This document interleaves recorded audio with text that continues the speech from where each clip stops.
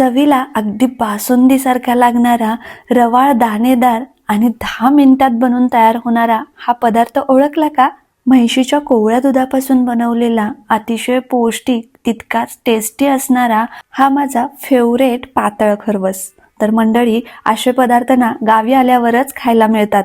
तर हा खरवस बनवण्यासाठी म्हैस किंवा गाय व्यायल्यानंतर 4 ते 5 दिवसापर्यंतचं दूध, म्हणजे ज्याला चीकही म्हणतात, तर हा चीक वापरतात.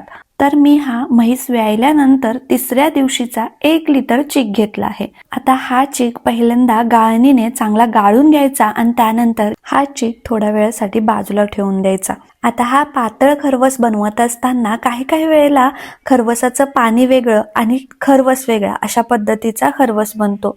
तर असा खरवस बनवू नये, अगदी एकसारखा दाणेदार बनावा यासाठी यामध्ये पोहे खायच्या चमच्याने 2 चमचे तांदूळ चांगले खमंग खरपूस भाजून घ्यायचे आणि थंड झाल्यानंतर मिक्सरच्या भांड्यामध्ये बारीक दळून घ्यायचे.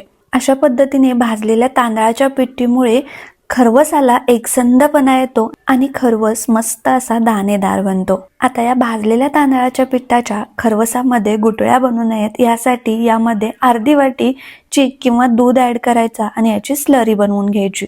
आता खरवस बनवण्यासाठी हे 1 लिटर म्हैशीचं कोवळं दूध गॅसवरती ठेवलं आणि हलकंसं गरम झाल्यानंतर यामध्ये अर्धा कप किसलेला गूळ ऍड केला.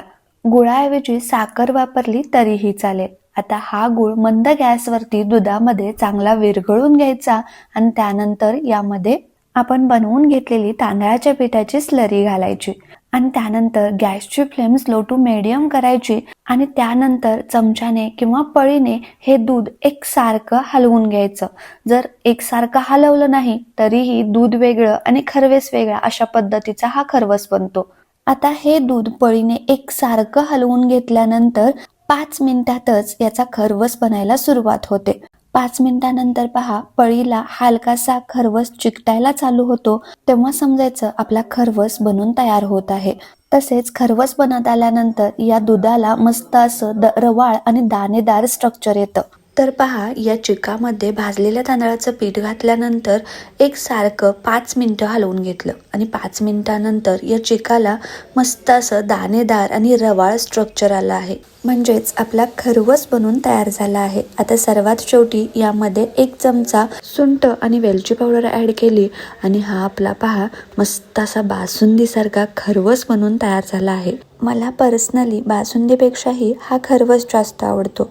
तसेच या खरवसामध्ये ड्रायफ्रुट्स वापरत नाहीत, असाच खाण्यास खूप छान लागतो. तुम्हाला जर ड्रायफ्रुट्स वापरायचे असतील तर चॉप करून तुपामध्ये थोडेसे फ्राय करून वरून ॲड करू शकता.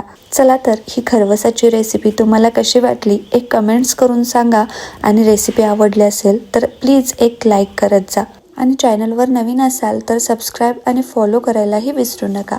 चला तर परत भेटू. सुट्टीवरती गावी आलोय म्हणून गावाकडच्या रेसिपी घेऊन. तोपर्यंत बाय बाय.